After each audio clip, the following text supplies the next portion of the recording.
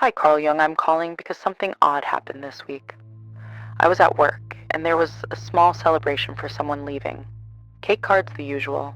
I found out about it later when I saw the photos in the group chat. I was in the building the whole time. No one thought to ask me to come. It wasn't a mistake. It just didn't occur to anyone. I don't know what to do with that, so I'm saying it here instead. You noticed the moment where nothing was said to you and how clearly that absence registered. Tell me what stayed with you after you closed the chat. As you go back into your days, where do you notice yourself standing slightly apart without stepping away? When silence shows up now, do you recognize it sooner or later than before? And when you're not included, what tells you that you're still present? The pause. Before saying yes. There is a moment that doesn't look important when it happens. It barely even registers as a decision. It's quiet. Ordinary. You're standing in the kitchen or sitting in your car or scrolling through your phone, and something inside you leans forward just a little. Not enough to speak, just enough to notice. You think about doing something for yourself. Nothing dramatic. Nothing that would make a scene. Just a small adjustment. A no instead of a yes.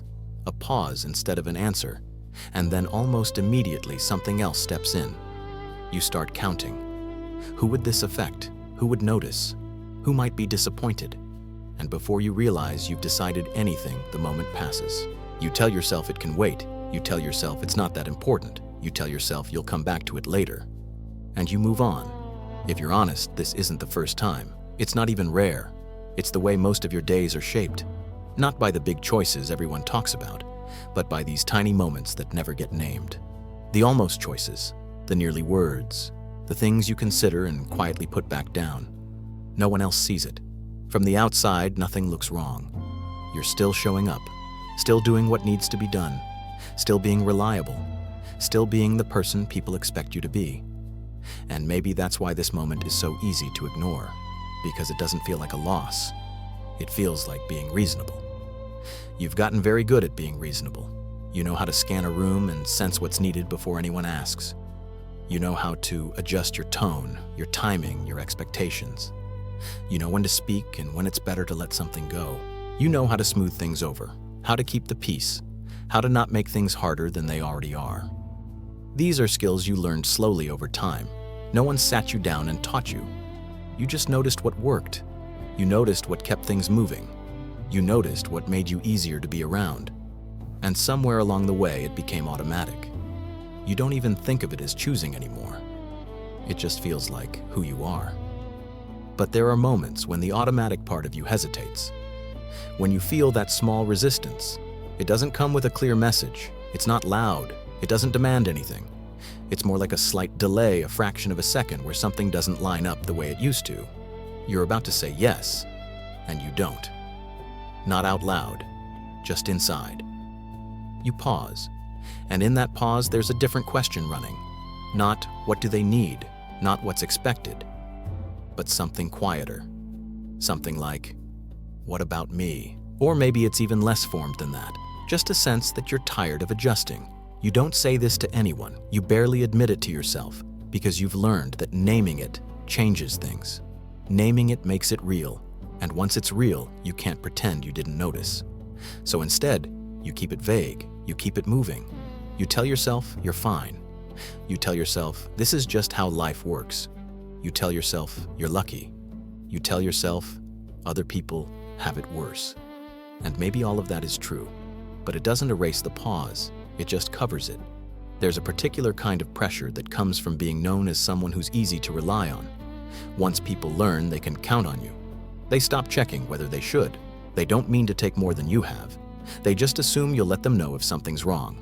And you almost do. You open your mouth sometimes. You draft the message in your head. You imagine what it would sound like to say, I can't, or not this time, or even I need something different. But then you imagine the look on their face, or the silence on the other end of the line, or the shift in how they might see you. And you decide it's simpler not to explain. So you adjust instead. You rearrange your schedule. You push things around. You take care of what needs to be handled and tell yourself you'll rest later. You tell yourself this is temporary. You tell yourself you're just being supportive. You tell yourself you don't want to be selfish. That word lands heavy even when no one says it. Especially when no one says it. It's like a shadow in the room. You don't have to be accused of it to avoid it. You learned a long time ago what kind of person you didn't want to be. And yet there are moments when you catch yourself feeling strangely distant from your own life. Like you're participating in it, but from a step removed. You're present, but not fully inside the moment. You're doing what needs to be done, but there's a flatness to it. Not dramatic, just dull. You move from one obligation to the next, and everything makes sense on paper. But there's no space left over. No room for the part of you that doesn't have a role or a function or a reason.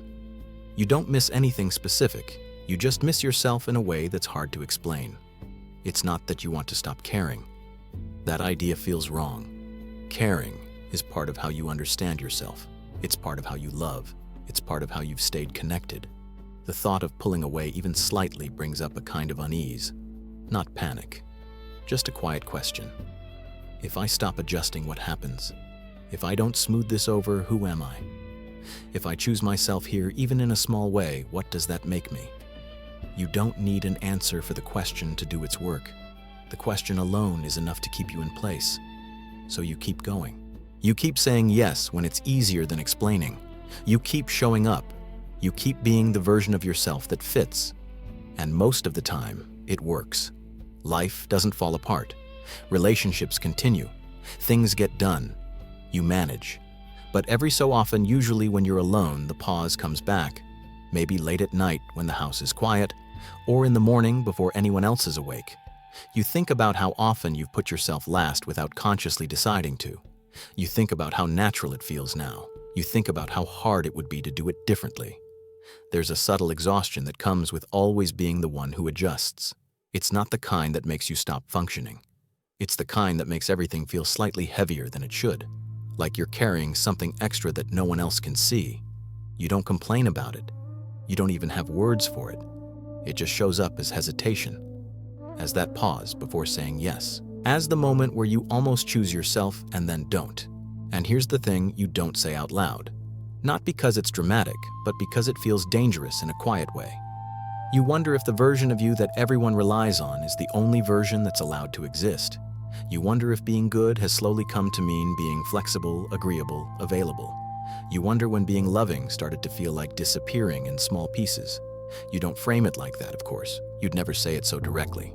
But the question lives there under the surface, shaping your choices whether you name it or not. You've learned to measure yourself by how little trouble you cause, by how smoothly things go around you, by how rarely you need anything. There's a sense of pride in that, a quiet satisfaction. You're strong. You're capable. You don't make a fuss. And yet there's another side to that pride, a tightness. Because once you're known for not needing much, needing something feels like a violation of the agreement you never signed but somehow honor every day. So when the pause comes, you treat it like a flaw, like something to move past. You tell yourself, you're overthinking. You tell yourself to be grateful. You tell yourself to focus on what matters, and in a way that works. The pause fades. The moment closes. You move on. But it doesn't disappear completely. It waits. It shows up again the next time you're about to choose yourself. And the next. And the next. This chapter isn't about changing that. It's not about deciding anything differently. It's about staying with the pause long enough to notice it. Not to judge it. Not to fix it. Just to recognize that it's there. That there is a part of you that hesitates. That considers. That wonders what it would be like not to automatically put yourself last. You don't have to answer that wonder. You don't have to act on it. You just have to admit that it exists. Because the pause before saying yes is where something begins, even if nothing changes yet. It's the moment where the automatic pattern loosens just enough for you to see it. And once you see it, you can't completely unsee it. You can still choose the same way. You probably will, but the choice won't feel as invisible anymore. There will be a slight awareness, a sense that there was another option, even if you didn't take it. And maybe that's enough for now. Not resolution, not action. Just the awareness that your life is shaped by these small, quiet decisions, that your goodness has been practiced in ways that cost you something, that the pause isn't a failure. It's a signal that something inside you is paying attention. You don't need to do anything with that yet. You can let it linger. Let it stay unfinished. Let it sit with you as you move into the next moment and the next pause and the next almost choice. Because this story doesn't start with a dramatic break. It starts here, in the space between considering yourself and setting that consideration aside, in the calm, familiar act of saying yes, and in the quiet question that follows you afterward even when everything looks fine from the outside. The habit of checking others. First, after a while, the pause doesn't feel like a pause anymore. It feels like a checkpoint you pass through without stopping. You don't even notice yourself arriving there. It happens mid-thought, mid-sentence, mid-plan. You think about what you want to do, and before the idea has time to take shape, something else cuts in. A quick scan. Who else is involved? Who might be affected? Whether this will complicate things? Whether it's worth the explanation? The thought of yourself doesn't disappear. It just gets rearranged, pushed a few places down the line. You don't experience this as pressure. That's what makes it hard to see. It feels more like consideration, like maturity, like being thoughtful. You've been praised for this directly and indirectly for as long as you can remember. People say you're easy to be with, that you're understanding, that you're flexible. They say they appreciate how you always think of others, and you do. Genuinely. It's not an act. It's not something you force yourself to do. It's a habit that formed, slowly reinforced every time it made things smoother, every time it avoided conflict, every time it kept you connected. So when you find yourself automatically checking others first, it doesn't raise any alarms. It feels responsible. It feels kind. It feels like being an adult. You're not keeping score. You're not waiting for credit. You're just doing what needs to be done. But if you slow the moment down enough, if you look closely at the order of things, you'll notice something consistent. Your needs are almost never the first item on the list. They're considered, if at all, only after everything else has been accounted for. This shows up in small ways. You think about taking a day off, then immediately remember someone else's schedule. You consider speaking up about something that bothered you, then think about how tired the other person already is. You imagine changing a plan, then picture the inconvenience it might cause. None of these thoughts are dramatic. They don't come with strong language. They're practical, sensible. They sound like common sense, and because of that, they rarely get questioned. There's a rhythm to it. Someone asks something of you, or even just implies a need, and your mind starts working. You assess, you adapt, you adjust. You don't feel like you're sacrificing anything, at least not in a way that feels worth naming. You tell yourself, it's not a big deal. You tell yourself, you can handle it. You tell yourself, you'll take care of yourself later. And maybe you believe that. Maybe you've believed it for so long that it feels true. But there's a subtle shift that happens when checking others first becomes automatic. It changes the way you listen to yourself. Over time, your own preferences start to sound less urgent, less solid. They become suggestions rather than signals. You might notice them, but you don't treat them as instructions. You treat them as optional, negotiable, something to consider if circumstances allow. And circumstances rarely allow because there's always someone else in the frame. You don't resent this, at least not openly. Resentment feels like too strong a word, too harsh, too ungrateful. You wouldn't say you're unhappy. You're managing. You're functioning. You're doing what you said you would do. You're holding things together. From the outside, your life looks stable, dependable, reasonable. And maybe that's part of the problem. There's nothing obviously wrong. No clear breaking point. Just a slow, steady pattern that doesn't get interrupted because it works, until it doesn't in small ways. There are moments when you feel oddly disconnected from decisions you've made. You follow through on plans you agreed to, but there's a faint sense of distance, like you're watching yourself carry them out. You hear yourself say yes, and it sounds familiar, expected. You don't feel trapped, you just feel absent. As if the part of you that might have had a different answer wasn't invited into the conversation. You might catch yourself hesitating when someone asks what you want. The question lands, and there's a delay. Not because you don't have an answer, but because you're not used to being asked. Or maybe because you're not used to answering honestly. You give a response that feels safe, that fits the situation. That won't require follow-up. And again, it's not that you're lying. You're just editing. You're filtering. You're choosing the version of the truth that won't cause friction. This editing becomes second nature.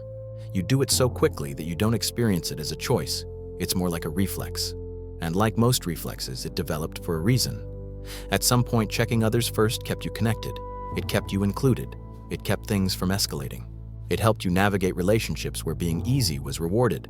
You learned that anticipating needs made you valuable, that adjusting made you appreciated, that not insisting made you safe. So you keep doing it, even when no one is asking you to, even when the situation doesn't actually require it. You preemptively minimize yourself to avoid a problem that might not even exist. You don't think of it as minimizing. You think of it as being considerate, but the effect is the same. Your own wants get quieter, less practiced, less clear. And here's the part that's hardest to notice.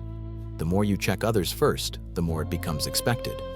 Not because people are cruel or careless, but because patterns teach people what to rely on. If you're always the one who adjusts, people stop bracing for you not to. They stop leaving space.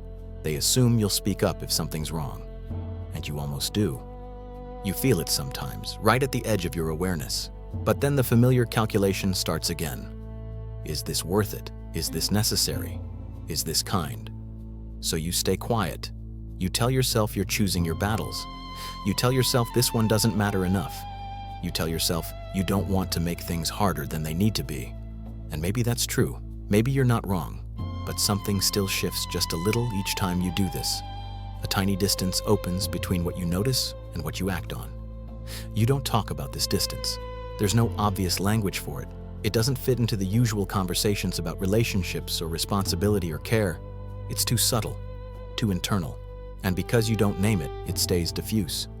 It shows up as a vague tiredness, as impatience with things that never used to bother you, as a reluctance you can't quite explain. You don't connect these feelings to the habit of checking others first.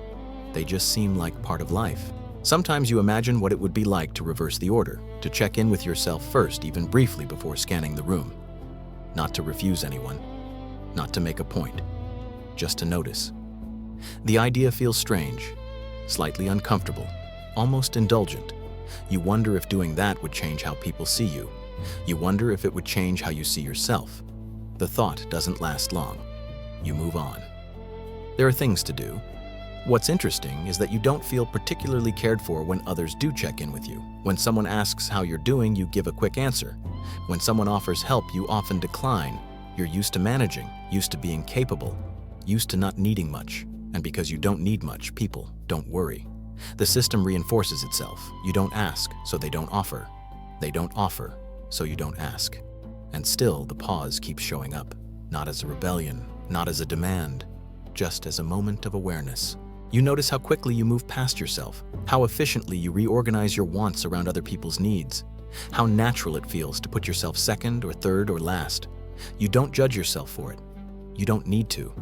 The noticing is enough to create a quiet tension, because once you notice the habit, it's harder to pretend it's neutral. You start to see the cost not in dramatic terms, but in accumulation. In the number of times you've said, it doesn't matter. In the plans you've postponed indefinitely. In the parts of yourself that only surface when you're alone. You don't feel angry about it. You feel thoughtful, slightly unsettled. This chapter isn't about stopping the habit. It's about seeing it clearly, about recognizing how often your first instinct is to look outward before inward. How often your care for others quietly eclipses your care for yourself. You don't need to change the behavior to acknowledge the pattern. You don't need to confront anyone or make a declaration.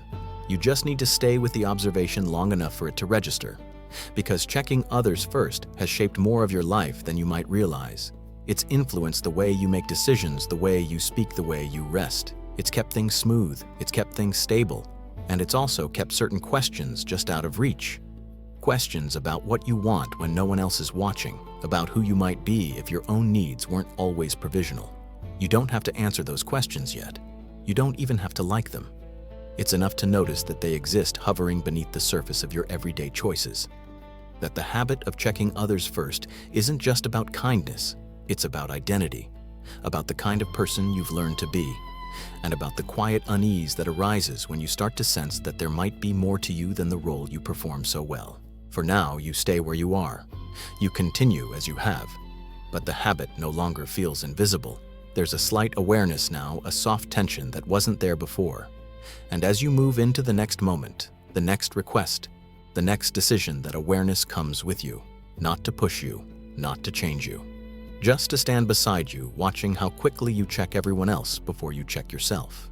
The quiet math of inconvenience. There's a kind of calculation you do without realizing you're doing it. It happens quickly, almost invisibly, and it usually happens before you speak. You think about what you want to do or not do, and then you start adding things up. How much trouble would this cause? How many adjustments would others have to make? How awkward would the explanation be? Whether this would ripple outward in ways you'd have to manage later. You don't experience this as fear. You experience it as responsibility. You've always been good at this math. You can sense when something would be inconvenient before anyone says a word.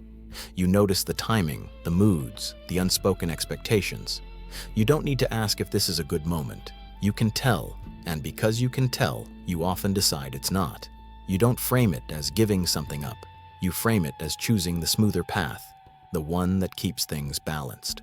The one that doesn't create extra work, extra explanations, extra tension. It feels efficient. It feels considerate. It feels like you're saving everyone time and energy, including your own. And maybe you are in the short term. But over time, the math starts to include you in a strange way. Your needs become variables you're willing to eliminate if they complicate the equation. Not because they don't matter, but because they're the easiest ones to remove. This shows up in conversations you never have. Things you decide not to bring up because the timing isn't right, because someone else has had a long day, because it would open something you don't have the energy to hold. You tell yourself you'll come back to it later when things are calmer, when there's more space, but later keeps moving. Calm never quite arrives, and the space you're waiting for doesn't open on its own. You're not suppressing anything consciously. That would imply a struggle. This feels smoother than that, more like editing. You adjust the story before it leaves your mouth. You soften the edges. You remove the parts that might cause friction. You deliver a version that's easier to receive. And because it's easier to receive, it's usually accepted without question. The interaction goes well. No one is upset. You walk away thinking you handled it maturely.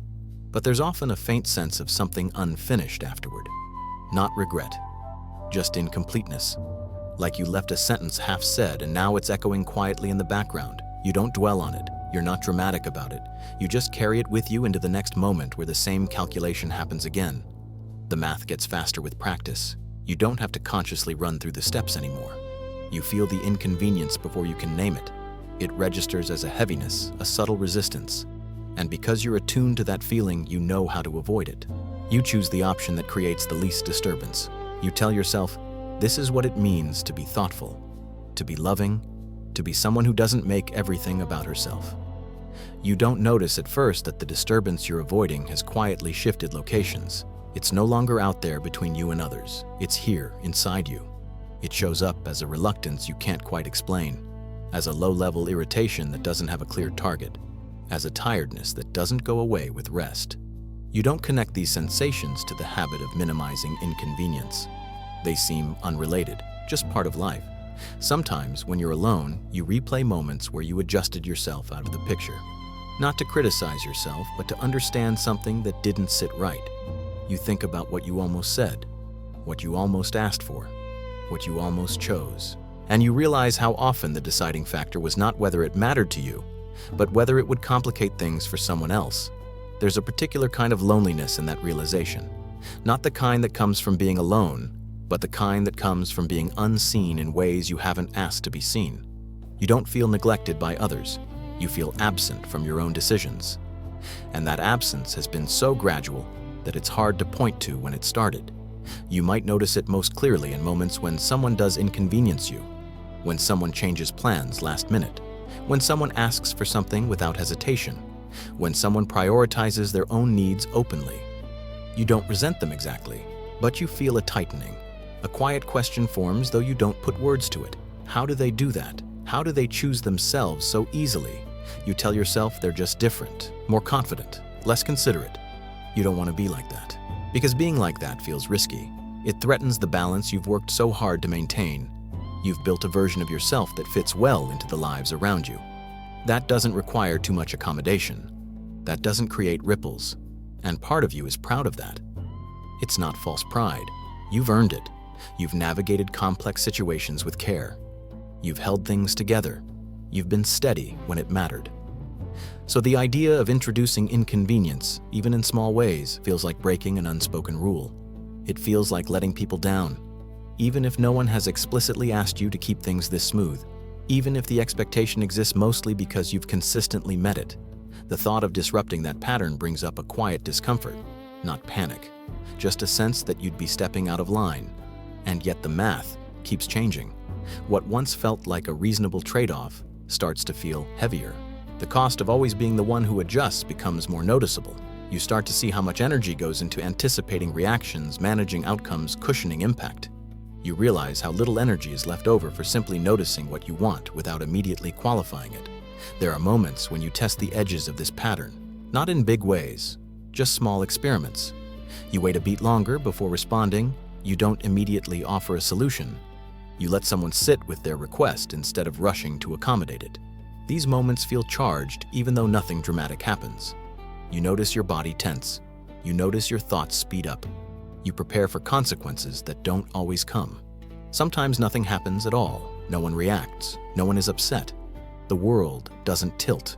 And that's almost more unsettling, because it suggests that some of the inconvenience you've been avoiding exists mostly in your anticipation of it. In the internal math you run before anyone else has a chance to respond. You don't jump to conclusions about this. You just notice it, file it away. Other times there is a reaction. Someone seems surprised. Someone asks a follow-up question. Someone pauses. And that pause feels loud to you, even if it's brief. You read into it. You wonder if you've misstepped. You wonder if you've changed the tone. You wonder if this will alter how you're seen. And because you're so attuned to these shifts, you often step back quickly, smoothing things over, restoring the familiar dynamic. You don't do this because you're weak. You do it because you're practiced, because you know how to maintain connection, because you understand the unspoken language of adjustment. But understanding something doesn't mean it doesn't cost you. It just means you've learned to pay the cost quietly. The quiet math of inconvenience doesn't announce itself as a problem. It presents itself as maturity, as empathy, as being low maintenance. It hides behind good intentions and reasonable explanations. And because of that, it's hard to question without feeling like you're questioning your own values. You don't want to become someone who makes things harder for others. You don't want to be demanding. You don't want to be the reason something falls apart. So you keep calculating. You keep choosing the option that keeps things running smoothly. You keep telling yourself it's not that big of a deal. And most days, it isn't. But over time, the accumulation matters. The number of times you've erased your own preference to avoid inconvenience adds up to something real, even if it's hard to measure. This chapter isn't about stopping the math. It's about seeing it clearly, about recognizing how often your decisions are shaped not by what you want, but by what you're trying to prevent. How much of your life is organized around avoiding disruption rather than pursuing alignment? You don't need to judge this. You don't need to change it. You just need to notice how automatic it's become. Because once you notice the math, you start to see where it's being applied. You see how quickly you dismiss your own needs as impractical, how easily you label your wants as inconvenient, how often you choose the path of least resistance, even when that resistance would be brief, manageable, survivable. You see how the equation has been tilted in one direction for a long time. You don't have to rebalance it yet. You don't have to do anything with this awareness. It's enough to let it settle, to let the recognition sit with you, to acknowledge that the inconvenience you're so careful to avoid has a cost of its own. Not one that explodes, but one that accumulates quietly, shaping your days in ways that are easy to overlook until you slow down long enough to see them. And as you move forward into the next request, the next decision, the next pause, that awareness travels with you.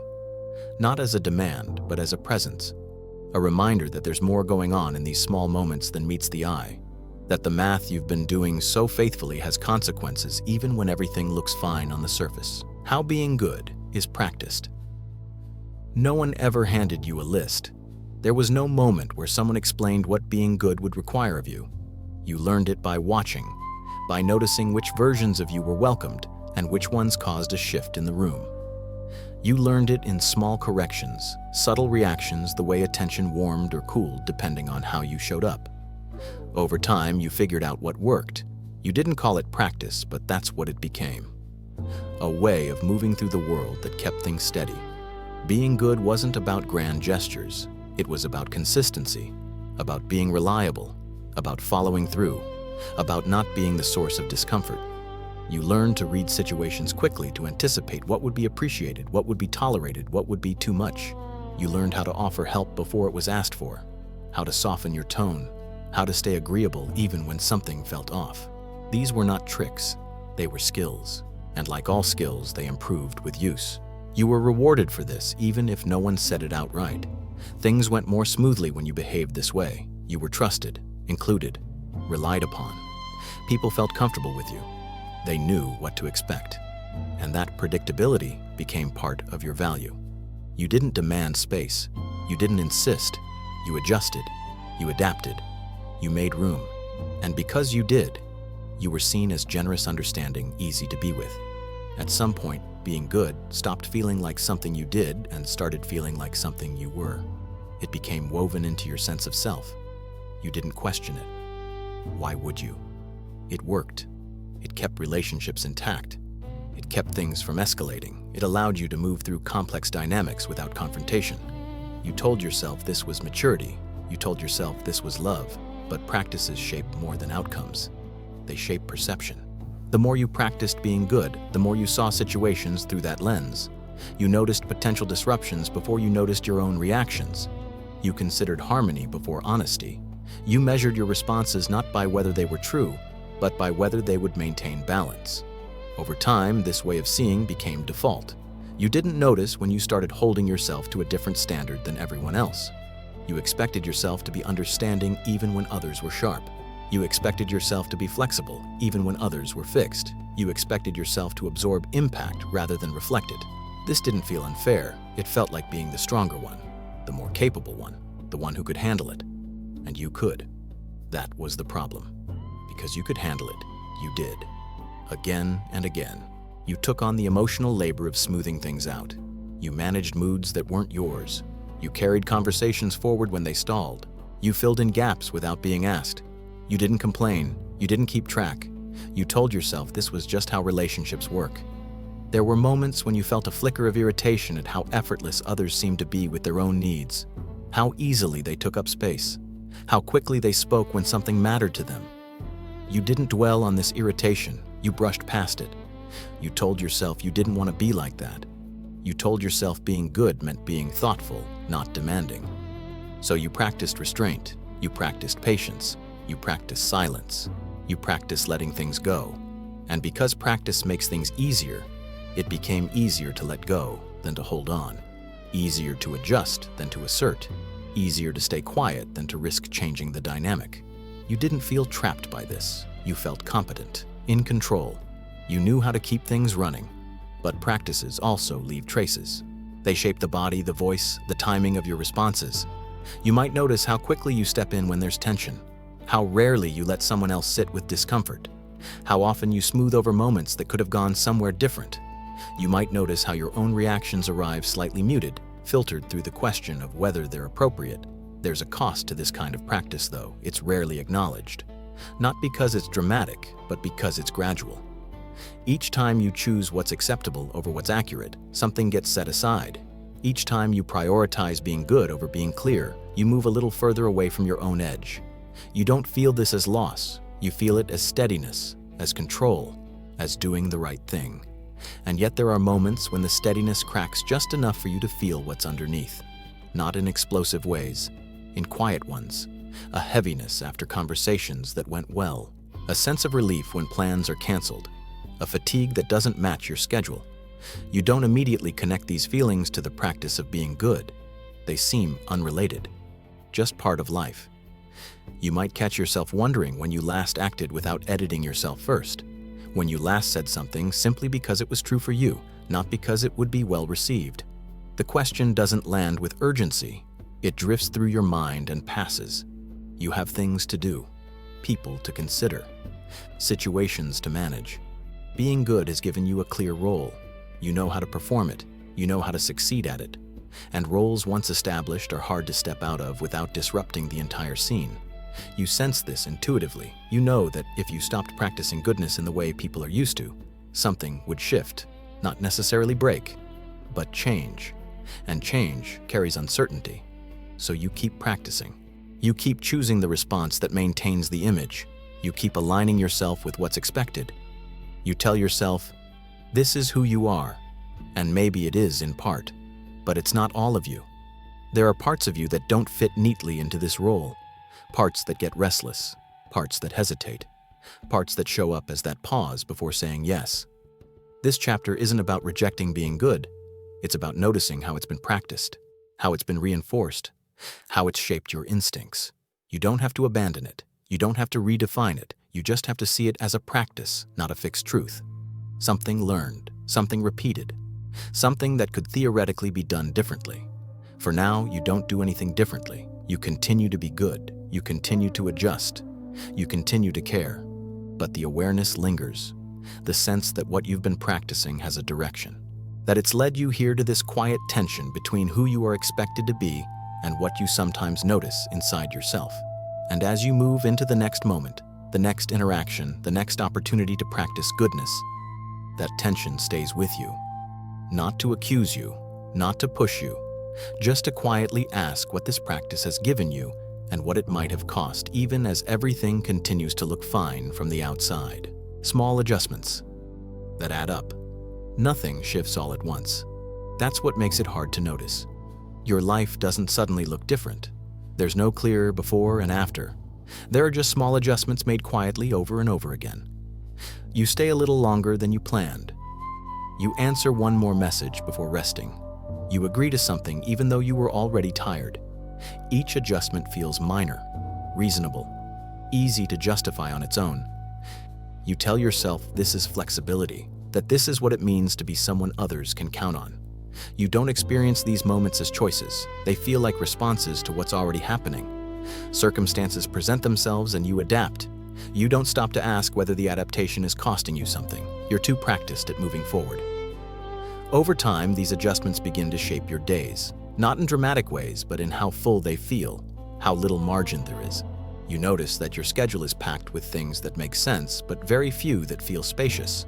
Even your free time comes with conditions. You rest only when everything else is handled. You relax only after the checklist is cleared.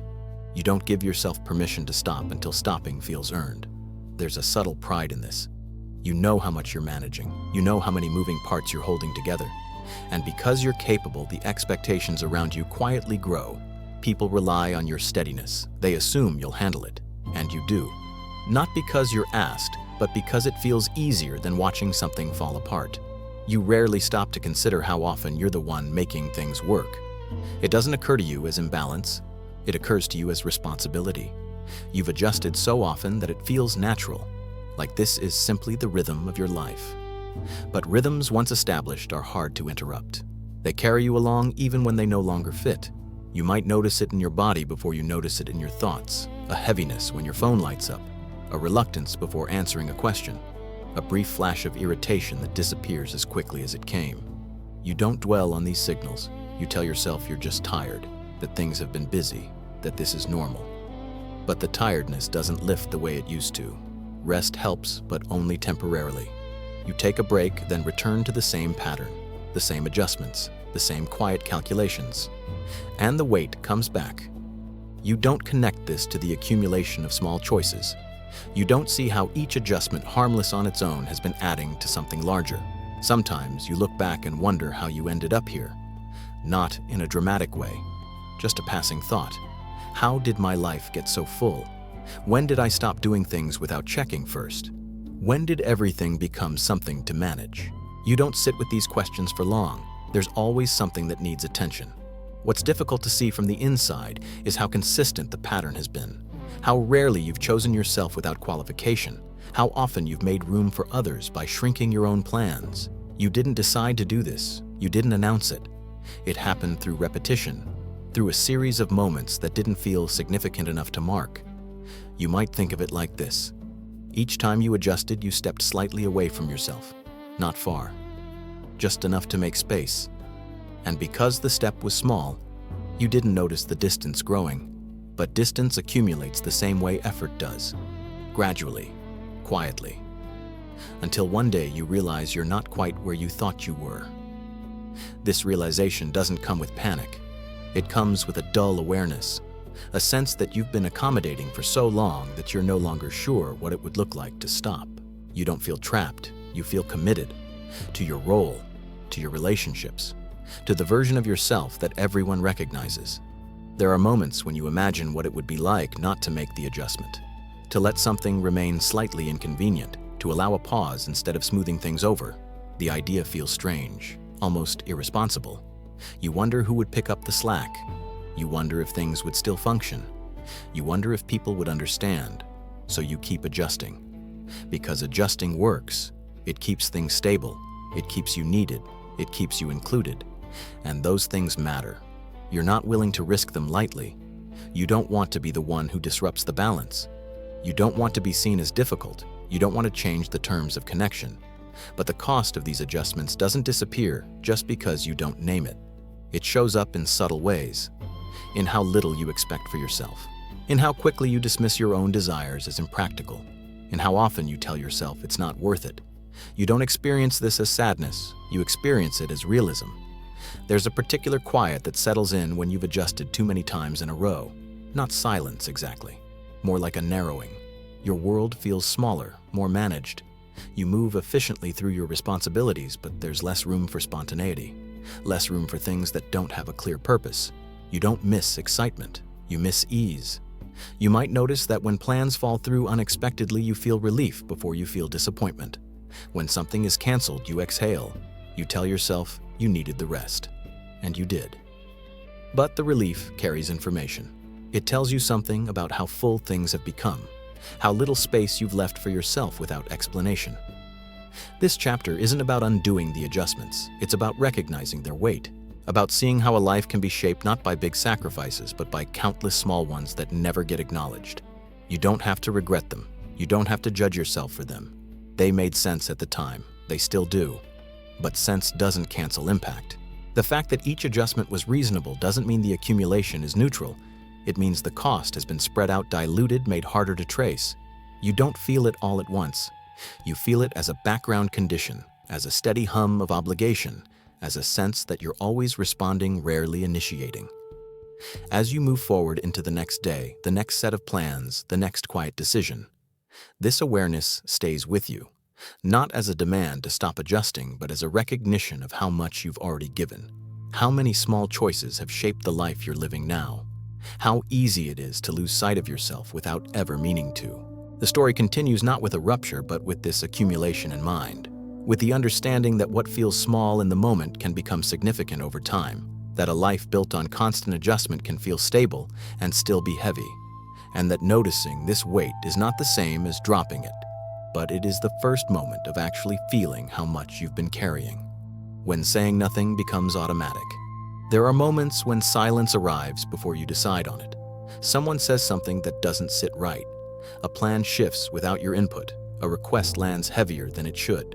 And before you can even register your response, the words disappear. Not because you don't have them, because you already know what speaking would require. An explanation, a conversation, a change in tone. And you choose almost instantly not to begin. This kind of silence doesn't feel dramatic. It feels efficient. It feels like choosing your energy. You tell yourself it's not worth getting into, that it would only complicate things, that nothing good would come from saying how you really see it. You've learned that not every truth needs to be spoken, and in many cases that's true. But over time, the category of things you don't say quietly expands. At first, it's just the small stuff, preferences, reactions, minor disappointments. You tell yourself you're letting things go. You tell yourself you're being flexible, and you are. But letting things go becomes easier than holding on to them. Silence becomes your default response, not because you're unsure, but because you're practiced. You notice how quickly you move past moments that could have been addressed. How naturally you redirect conversations away from what you might want to say. How smoothly you nod along even when something inside you tightens. You don't feel like you're hiding anything. You feel like you're managing, like you're choosing calm over friction. And in many ways, it works. Conversations stay light, relationships remain stable. No one accuses you of being difficult. You maintain the image you've cultivated so carefully, the one that fits, the one that doesn't ask for too much, the one that knows when to stay quiet. But silence, when repeated, becomes something else. It stops being a choice and starts being a reflex. You don't weigh whether to speak or not. You simply don't. The moment passes before you're fully aware it happened. And afterward, there's a faint sense of having stepped back from something, though you couldn't say what. You might notice that your thoughts are clearer when you're alone, that things make sense to you privately in ways they don't when you're with others. You replay conversations in your head and realize you knew what you wanted to say all along. You just didn't say it. Not because you were confused, but because the cost felt too high. Not the cost of being wrong, but the cost of changing how you're perceived. There's a subtle protection in this silence. It keeps you from being misunderstood, from being judged, from being asked to explain yourself. It keeps you from having to defend your position or negotiate your needs. And in that sense, it feels safer, cleaner, more controlled. You don't open doors that might lead somewhere unpredictable, but there's also a quiet narrowing that happens. Each time you say nothing, the range of what you allow yourself to express gets smaller. Not because you don't have opinions or desires, but because you've learned to preemptively filter them out. You stop trusting that your perspective has a place. You stop expecting the room to adjust for you. You don't notice this as loss. You notice it as ease. It's easier not to speak, easier not to correct, easier not to push back. You conserve energy. You avoid tension. You keep things moving. And in a busy life that feels practical. Still, there are moments when the silence feels heavier than usual, when it lingers after an interaction instead of fading, when you feel a sense of distance not from others, but from yourself. You don't feel upset. You feel blank, as if something important was skipped over and now it's too late to return. You might start to realize how often you've chosen silence not because you didn't care, but because you cared too much about maintaining connection. You didn't want to disrupt the balance. You didn't want to risk being seen differently. You didn't want to introduce a version of yourself that might not be welcomed in the same way. So you stayed quiet. And staying quiet worked. It kept things intact, but it also taught you something slowly and repeatedly, that your voice is optional, that your reactions are secondary, that the safest way to stay included is to remain agreeable. You don't feel angry about this. Anger would require a sense of injustice, and you don't see yourself as wronged. You chose this. Again and again. You chose silence because it seemed like the right thing to do, the considerate thing, the loving thing. And maybe it was in those moments. But when silence becomes automatic, it stops being intentional. It stops being a tool and starts being a habit. One that shapes how you relate not just to others, but to yourself. You begin to assume that what you think or want doesn't need to be articulated, that it's enough to know it privately.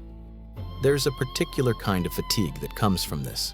Not the fatigue of conflict, but the fatigue of containment, of holding things in without even acknowledging that you're doing it. You carry entire conversations internally that never make it into the world. You resolve tensions in your head that no one else knows existed. And because no one else knows, there's no recognition, no response, no adjustment. The world continues as if everything is fine, and in many ways it is. But something remains unexpressed. Unacknowledged. You don't know exactly what it would sound like if you said it. You just know that you didn't. This chapter isn't about breaking the silence. It's about noticing when it became the default. When not speaking felt easier than speaking. When you stopped checking whether your quiet was chosen or assumed. You don't have to change anything yet. You don't have to start saying everything you've held back. It's enough to notice how often you say nothing, how quickly you dismiss your own impulse to speak. How familiar it feels to let moments pass without marking them. Because once you notice the silence, it changes texture. It's no longer invisible. It becomes something you're aware of carrying. As you move into the next interaction, the next conversation, the next moment, where you could speak or stay quiet, that awareness stays with you, not to push you into action, not to demand honesty at all costs, just to stand beside the silence and recognize it for what it is. A habit that kept you safe. A habit that kept things smooth, and a habit that may have slowly taught you to disappear in ways so subtle they were easy to miss. Staying with the pause. By now, the pause feels familiar, not comfortable, but recognizable. You know where it shows up. Right before you agree, right before you smooth something over, right before you decide it's easier not to say anything. It doesn't announce itself, it doesn't interrupt your life. It simply appears steady and quiet, asking nothing and changing nothing on its own. You haven't stopped being who you've always been. You still care. You still show up. You still notice what others need. Nothing about your life has dramatically shifted, and yet something is different. The patterns you once moved through without awareness are now visible, not as problems, as movements, as habits that have carried you for a long time. You begin to notice how often your body prepares to adjust before your mind even catches up. How quickly you orient toward keeping things smooth, how naturally you make yourself smaller in moments that could expand. This noticing doesn't come with judgment. It comes with a kind of stillness, as if you're finally watching yourself move instead of only moving. There's a strange steadiness in this. You're no longer rushing past the pause. You're not using it to make a different decision. You're simply allowing it to exist. And in allowing it, you start to feel the weight of all the moments that came before it. All the times you adjusted without thinking. All the silences that kept things intact. All the small choices that shaped the life you're living now. You don't feel regret. Regret would imply that something went wrong. This doesn't feel like a mistake. It feels like a path you walked because it made sense, because it worked, because it kept you connected. You can honor that without pretending it didn't cost you anything. There's a quiet authority that comes from seeing your own patterns clearly. Not the kind that demands change, but the kind that doesn't need to be rushed. You're no longer confused about why certain moments feel heavy. You're no longer surprised by the fatigue that appears without an obvious cause. You can trace it now not to one event, but to a way of being that asked you to stay flexible at your own expense. This doesn't make you want to rebel. It makes you want to be present, to stop disappearing so efficiently, to stay with yourself even when nothing is resolved. You don't announce this to anyone. You don't need to. It's not a statement, it's a posture. You might notice how different it feels to remain in the pause without immediately filling it, how unfamiliar it is to let a moment stay open. There's a mild discomfort there, but also a sense of honesty. You're no longer rushing to restore balance at all costs. You're letting imbalance exist, at least internally. This is not empowerment in the way it's usually described. There's no surge of confidence, no declaration, no turning point that changes everything. There's just presence. A willingness to stay with what's real instead of smoothing it over. A decision not to decide too quickly. You still say yes sometimes. You still stay quiet sometimes. You still adjust. But the movements feel conscious now, chosen even when the choice is familiar. And that makes a difference, even if no one else can see it. You begin to understand that being good was never the problem. The problem was believing that being good required you to disappear, that care only counted when it moved outward, that your own pause didn't matter unless it led to action. Now the pause matters because it exists, because it tells the truth about where you are, because it's the one place you haven't been performing. It doesn't ask you to be better, it asks you to be here. You don't know yet what this awareness will change or if it will change anything at all. You don't need to know. Knowing would only pull you back into planning, into managing outcomes. This moment isn't about that. It's about staying. So you stay. With the pause, with the quiet tension, with the understanding that you've lived a long time oriented toward others and that noticing yourself now doesn't erase that history. It simply adds something that was missing. You don't need to resolve this. You don't need to act on it. You don't need to promise yourself anything. The story doesn't end with a new rule or a new identity. It ends with you still here, still aware, still present in your own life in a way that wasn't possible before. And that presence has weight. Not the heavy kind, the grounding kind, the kind that doesn't rush, the kind that doesn't disappear after the pause. When this ends, nothing will look different from the outside. Your life will continue. The same people, the same responsibilities, the same patterns, more or less. You'll still be you, caring, capable, attentive. But somewhere beneath all of that, there's a slight shift. Not a breakthrough, not a resolution, just a quiet knowing. You know how often you've chosen others without choosing yourself. You know how automatic that has been. And you know now that there is a pause where that choice happens even when it doesn't feel like a choice. You don't have to do anything with that knowing. You don't have to protect it or explain it. It's already yours. It will show up when it shows up. In moments that look ordinary, in decisions that don't seem important, in silences that feel familiar. You won't always catch it. That's fine. This isn't about vigilance, it's about presence. about not leaving yourself behind so quickly, about recognizing that being here with yourself is not something you have to earn. The world can keep moving. Expectations can remain. You don't need to step out of your life to belong to yourself within it. You just need to stay long enough to notice when you're about to disappear, and when the pause comes again, as it will, you'll recognize it. Not as a problem to solve, but as a place to stand. A place where you are still whole, even if nothing is decided. A place where you don't have to perform, explain, or adjust. You can simply be there. And that is not the end of the story. It's the part that stays with you after everything else continues. Thank you for listening. It helped to hear the space around the words, not just the words themselves. There are other calls waiting on other lines, each with their own shape and timing. Different moments, different rooms. This was one of them, and now it rests where it belongs.